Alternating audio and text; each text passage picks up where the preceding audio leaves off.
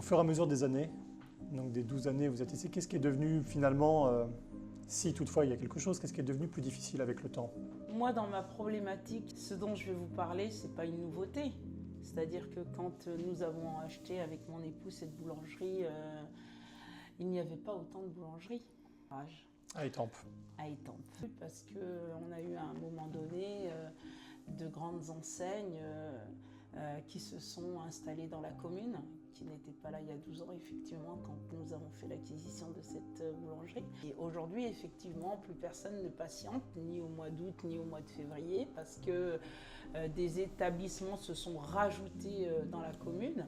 Mais ça fait énormément d'artisans en difficulté parce qu'il faut savoir que les Français mangent de moins en moins de pain, que beaucoup rencontrent des difficultés avec des problèmes de gluten, de sans gluten. On est un petit peu vu comme les bêtes noires, alors que dans une alimentation équilibrée, le pain, la pâtisserie, la viennoiserie, tout a sa place. Tout est une question d'équilibre.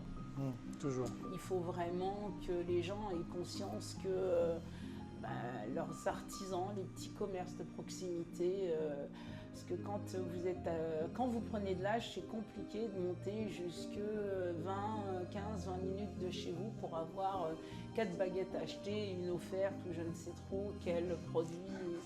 Voilà. Donc la proximité, aller dans son petit commerce de proximité, c'est important parce que ça vous permet de perdurer. Donc ça vous a fait du mal? Oui, énormément.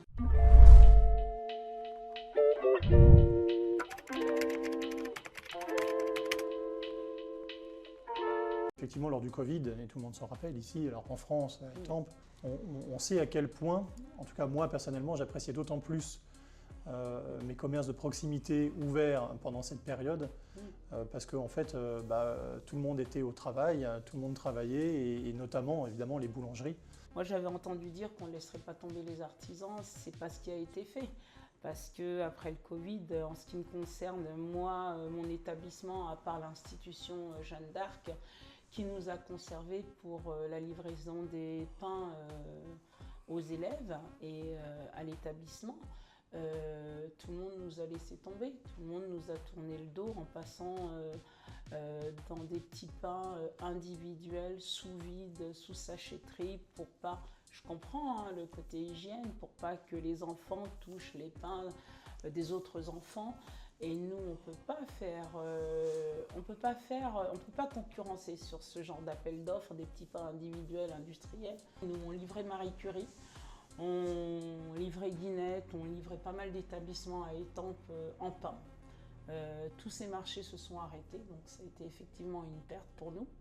Mais une fois que les choses se sont normalisées, plutôt que de nous conserver avec le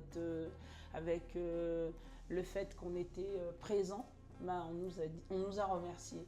J'en ai même appelé l'académie qui nous a dit non, nous, à notre niveau, on n'oblige aucunement les établissements à changer de fournisseur, mais nous, on ne peut pas concurrencer des tarifs pareils.